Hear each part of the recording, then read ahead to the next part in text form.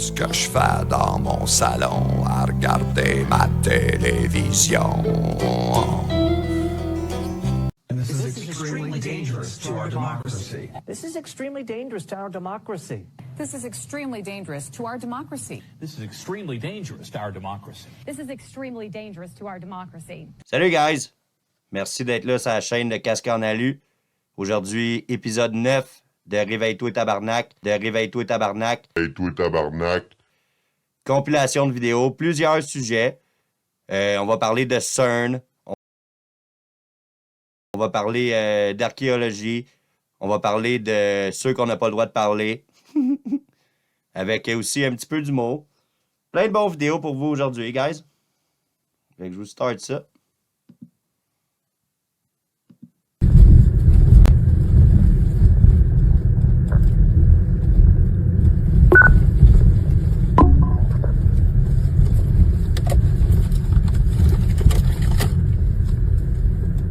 On dirait un pays du tiers-monde, tabarnak. Montréal, Québec, Canada. Pays du tiers-monde.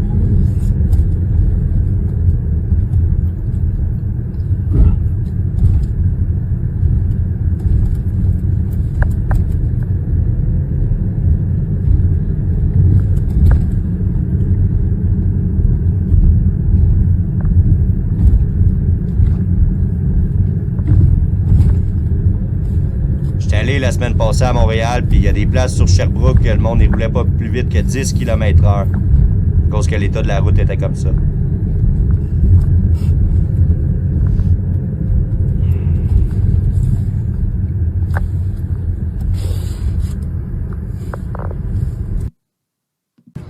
All right, we got part 2 of counting in French. 1, 2, 3, 4, 5, 6, 7, 8, 9, 10, 10.5, et tabarnak! Tabarnak! Oh! Oh mon Dieu! Oh mon... Oh, oh! Shit! Pay tes taxes. Un The petit peu d'humour. entire Earth is $315 trillion in debt. Whoa. Yeah. What? Who do they owe money to? Bro, who are they getting money from? It blows my mind that first off, you have everything on the planet here to live for free. You literally have everything you need. And then you invent a system that creates a deterioration of your own resources. You created a store of value that's literally storing less and less value every day. Every day. And you're increasing your technology, and yet somehow you still owe money to someone, and it's $315 trillion. There's not enough paper to print that much cash. What are they doing?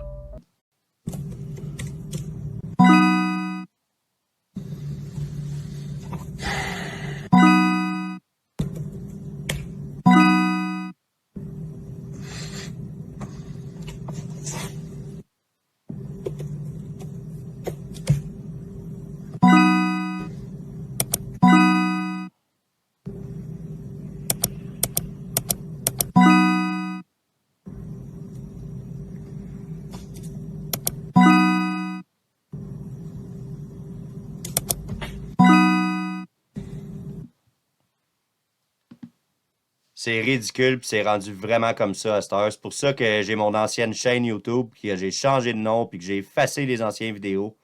Parce que je voulais me partir une nouvelle chaîne, puis continuer l'autre aussi d'un autre côté. Mais je suis incapable de me partir une autre chaîne YouTube. Trop compliqué. C'est sûr que moi, j'ai pas de cellulaire, hein. J'ai jamais eu de cellulaire, là.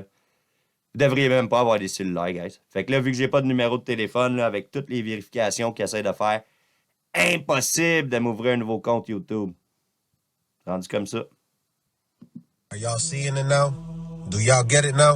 I have so many posts on this account talking about this same thing right here. Look at how vibrant the world used to be back then. Filled with personality. This goes for businesses, this goes for furniture.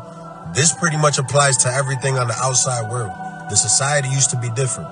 And just so y'all can see that I'm not capping, look at what's parked in front of me. What color are these cars in front of me? Imagine showing up to the supermarket, showing up to your job, and this is how the parking lot looked like. Creativity is at an all-time low, and that's because the corporations got greedy, and it's all about consumerism. This is how parking lots look nowadays. Monotone, lifeless. Wherever you show up, I don't care if it's at a supermarket, if you go to the DMV, showing up to this parking lot, you don't think that you're gonna have a different sense? You're gonna feel more creative? It's the little things that we don't think about that's affecting our everyday routine.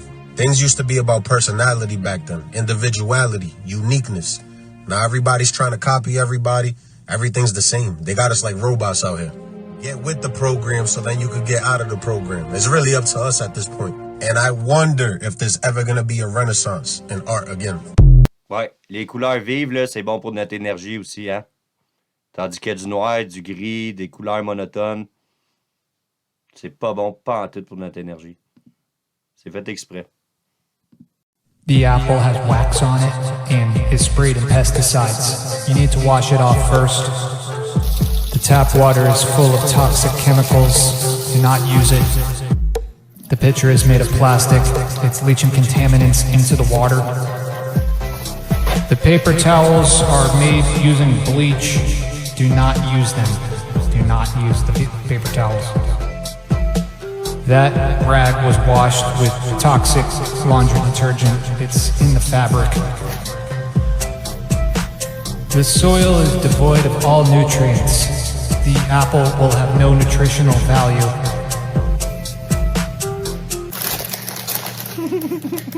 Hey, je vous commence ça tranquille aujourd'hui, la vidéo, puis là, on va y aller dans un vrai sujet tranquillement, là.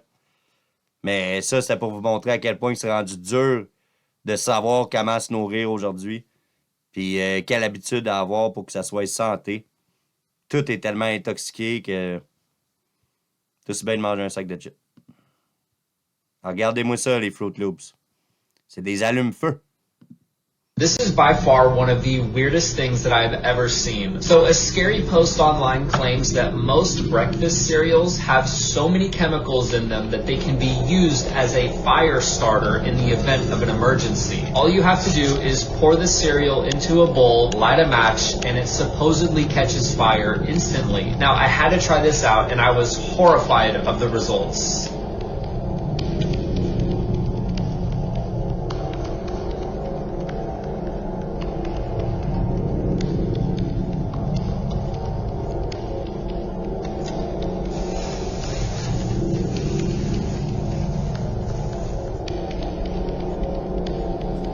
Ah, c'est complètement fou. Donnez pas ça à vos enfants, guys. Message à tous ceux qui possèdent une voiture électrique ou qui ont le projet d'en acheter une. Il suffit d'un seul choc et votre voiture part direct à la poubelle. Oui, même si elle est neuve, même si c'est juste une bosse. Et ce n'est que le début de l'arnaque. Un simple choc suffit pour que votre voiture électrique soit considérée comme irréparable. Pourquoi ? Parce que les constructeurs préfèrent la déclarer en perte totale plutôt que changer la batterie. Et devinez quoi ? Le prix de cette batterie, c'est carrément le prix de la voiture entière. Résultat, direction la casse. Même si elle est presque neuve, et bien sûr, vous ne pourrez ni la revendre, ni la faire réparer à un coût raisonnable. Vous pensiez sauver la planète ? La vérité, vous êtes tombé dans une arnaque écologique géante. Les batteries, non recyclables à 100%, hyper polluantes, et leur traitement coûte une fortune. Dans moins de 5 ans, des milliers de gens vont se retrouver avec des épaves électriques invendables. Et vous croyez encore au leasing ? Même là, la batterie ne vous appartient pas. Et si elle tombe en panne, ni le constructeur, ni le loueur ne prend en charge. C'est vous qui payez, plein pot. Ce n'est pas un progrès. C'est un scandale organisé, un piège financier et une catastrophe écologique sous silence. Partagez cette vidéo avant qu'un proche ne se fasse avoir. Faites arnaquer avec ça, guys. C'est pas vrai que vous sauvez la planète avec des chars électriques. Encore un autre arnaque. Là, on rentre dans C.E.R.N.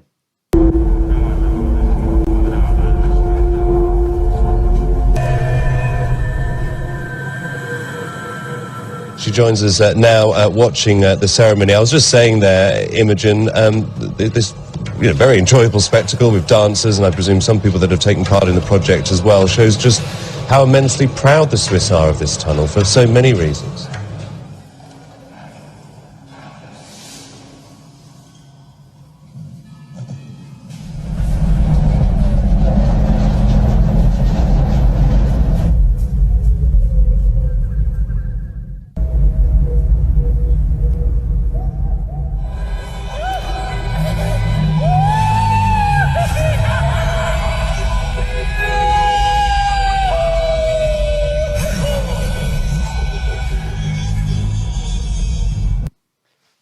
sont obligés de vous montrer en pleine face qu'est-ce qu'ils font.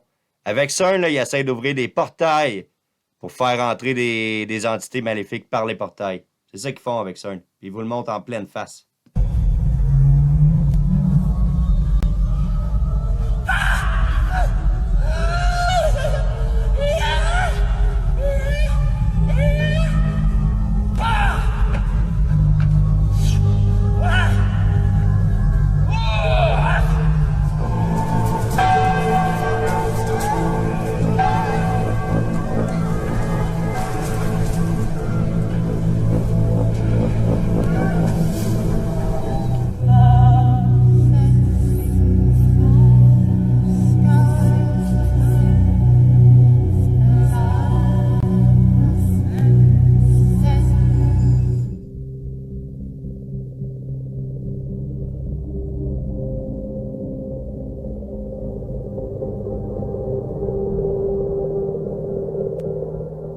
So we're going to talk about something we're looking at.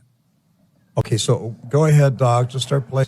Yes, they are zombies. This is like an army of zombies, and these represent the workers that were in the tunnel. Yes, the workers in the tunnel. And as you mentioned previously, before we started airing this, the 9 miners who died.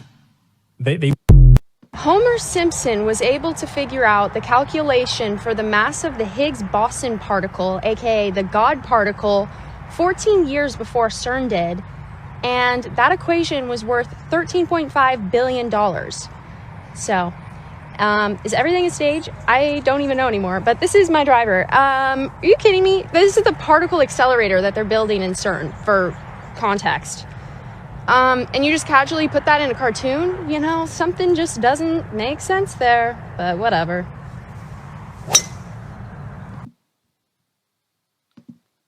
Ouais, dans les Simpsons, ils ont toujours prédit des événements qui arrivent dans le futur. Il y en a qui disent que celui qui écrit les Simpsons, c'est un franc-maçon de 33e degré.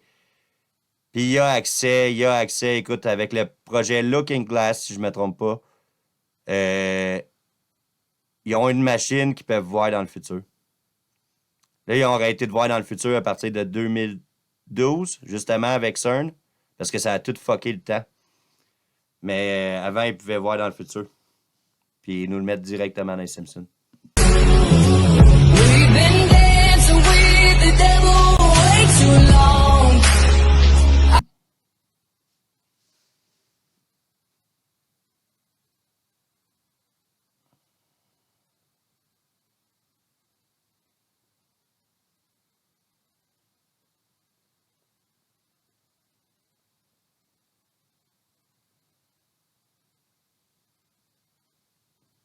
Puis comme avec C.E.R.N, hein, qui essaie d'ouvrir des portails, ils sont obligés de vous le mettre en pleine face. Regarde, ils vous le mettent en pleine face.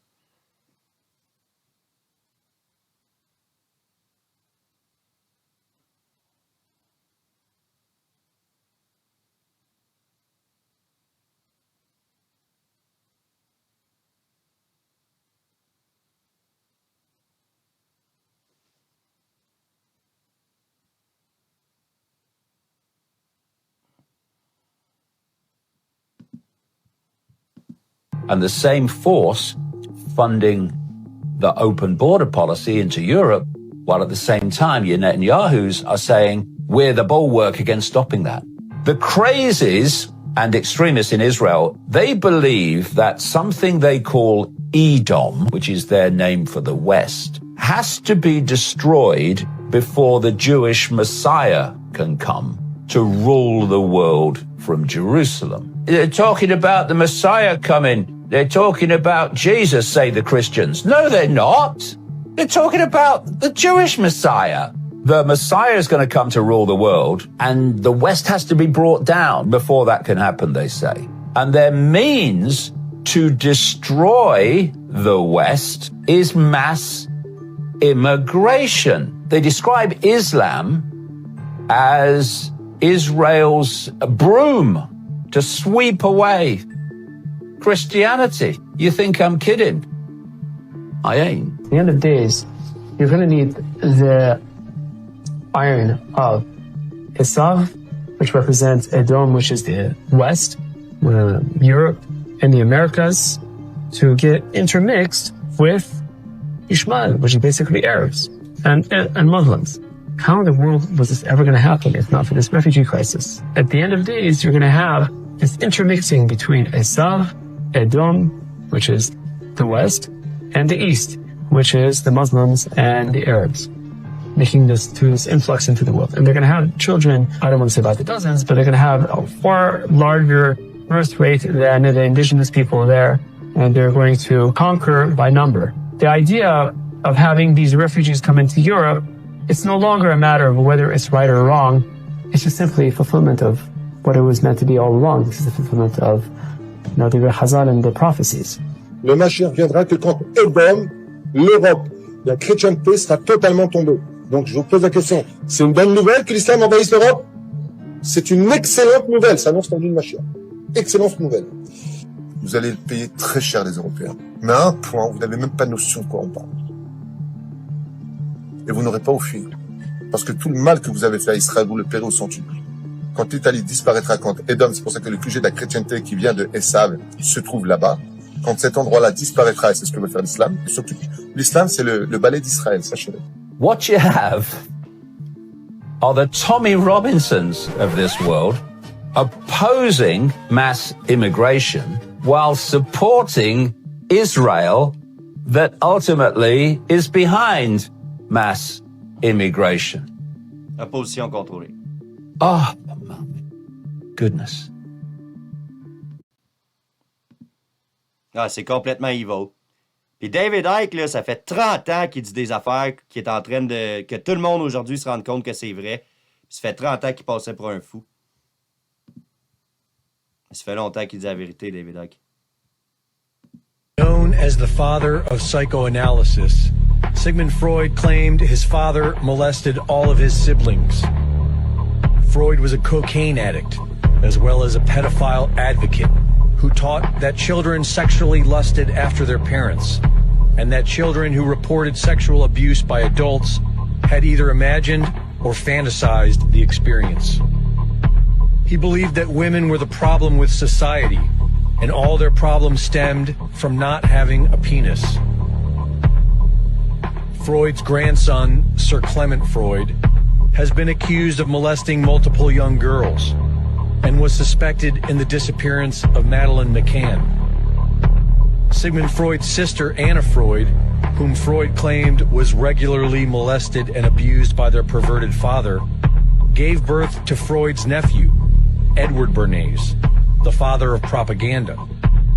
Bernays took his family's work in psychology and used it to help governments and corporations manipulate the minds of the public. Hired by the American Tobacco Company, Bernays manipulated women into buying more cigarettes by convincing them that smoking was a form of feminist liberation. During this propaganda campaign, he dubbed cigarettes torches of freedom. Thanks to Bernays and his family's twisted legacy, social engineering became big business. Modern psychology was used to exploit mankind's mental weaknesses, nurture the public's lower desires, and turn people into mindless consumers. Is it any surprise, then, that the great-nephew of Edward Bernays is none other than Mark Bernays Randolph, the co-founder and original CEO of Netflix? Does anyone really think this is a coincidence? Netflix has not only replaced network television as the premier home of pop culture, it is also continuing the degenerate, depraved social engineering of the Bernays-Freud legacy. In 13 Reasons Why, Netflix was accused of romanticizing suicide during a recent increase of teenage suicides. In The Devil Next Door, they were accused of rewriting history to deceive viewers into believing that Poland was responsible for establishing Nazi death camps. In The First Temptation of Christ, Jesus Christ is depicted as a homosexual. And a Texas grand jury indicted Netflix for depicting child sex in the movie Cuties. Netflix and chill, the new preferred method for brainwashing the masses. brought to you by one of the most depraved, degenerate families of the modern era. Turn it off and wake up. Well, George, you're fascinated with language. Why? Because language is how they hide things, Larry. Hide what? Reality. Nobody lies anymore. They rename it. Example. It's not spying, it's surveillance. It's not propaganda, it's messaging. It's not censorship, it's moderation. That concerns you? No, what concerns me is people believe it. Mario the cartoon was telling us the truth the whole time. Mario is literally about a guy that takes mushrooms that's against a big reptilian, a big giant dragon / turtle. And these two are literally going at it the whole time. But Mario gets stronger when he takes shrooms. Mario is using the psychedelic shrooms to raise his consciousness and get stronger and see the world different. The truth was always in front of us, people, and it always has been, but we're so blinded that we weren't able to see it. We just watched it as a cartoon. This is one of the greatest shows, movies ever. I'm telling you, people, the reptilians are amongst us, and we need to use shrooms and psychedelics to raise our consciousness so we can actually fight against these things. Il y a des gens qui sont repentis, qui m'ont contacté, que j'ai rencontrés, de loges parisiennes, et qui ont assisté à des choses dont témoignait madame. C'est-à-dire des rituels où on oblige à faire des sacrifices humains. On peut penser à ce grand banquier néerlandais, Ronald Bernard, qui depuis son interview en 2017 n'a plus jamais donné signe de vie. Ils servent quelque chose d'immatériel, qu'ils appellent Lucifer. Vous pouvez penser que tout ça n'existe pas, que c'est des histoires, etc. bien sûr, mais pour ces gens ça existe. J'étais en contact avec ces cercles, je me moquais de leurs croyances. C'était tout simplement des clients. Puis ils m'ont invité à participer à des sacrifices.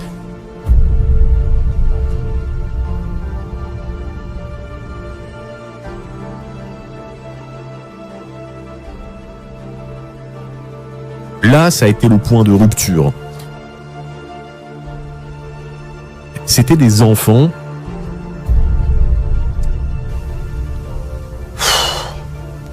Mais on peut aussi bien sûr penser au boxeur Ryan Garcia.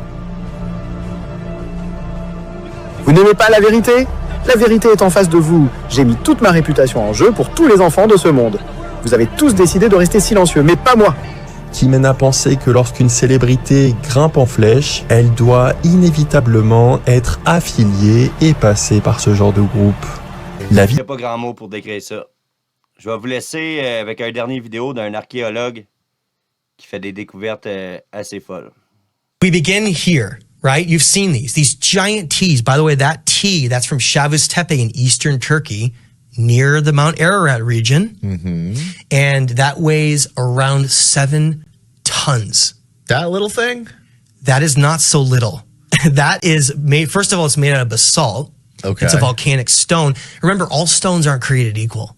Some stones are very soft. Some stones are very hard. And to manipulate them and work with them really matters depending on that. Because if you don't have tools capable of that are harder than what you're working with, you're not going to be able to do anything with them. Right. Which is why Iron Age and Bronze Age tools could never have created these things. Now, this is the first motif I want everyone to pay attention to. I did not know what it was at first. I didn't understand. Now, Danny, do you see the center of that T? You see how my hands on the left picture, do you see how my hands are on either side, but there's a central square? You see that? That top part, the line from left to right, is exactly 12 inches. It's the first foot.